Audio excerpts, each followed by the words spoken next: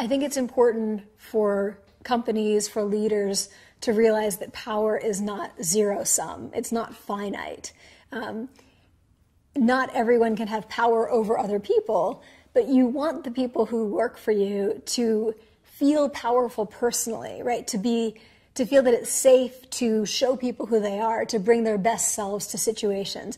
So I think to cultivate an environment where people feel that it's okay to be powerful, that it's okay to speak up, even to someone who has more formal power than they have, I think that's how you bring out the best in people.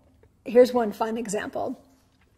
When people get really anxious before, say, pitching an idea or leading a meeting, they go into fight or flight mode and they act like scared animals and they shut down.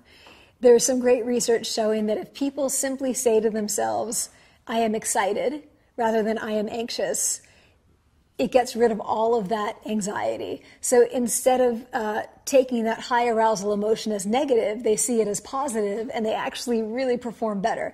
The worst thing you can do when you're feeling anxious is to say, calm down, because we're very bad at lowering our arousal level. So instead, switch it from a high arousal negative emotion to a high arousal positive emotion. So that's one thing. Take walks during the day. Do not just sit at your computer hunched over all day. You need to move. You need to take long strides. Even walking meetings are much more effective than meetings where you're just sitting there staring across the desk at each other. They lead to more creative problem solving, all kinds of benefits. There's really good research on this now.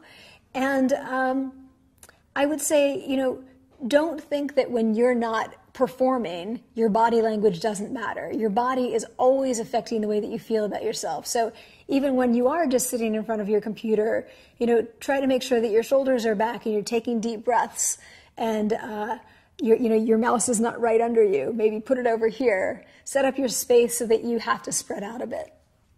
The idea, I think, is that when we're sitting still and focused on each other, it does make people anxious. It makes them very self-conscious. They're looking into each other's eyes. When we move, it gets us going in many different ways. It does make us feel more powerful. It opens our minds. It makes us less self-conscious, so we're not just staring at each other. I think the same is true for dates, like first dates. Do not sit at a table across from each other, staring at each other. Go for a walking date. That's what my husband and I did. That's how we met. And it worked out well. So walking meetings and walking first dates.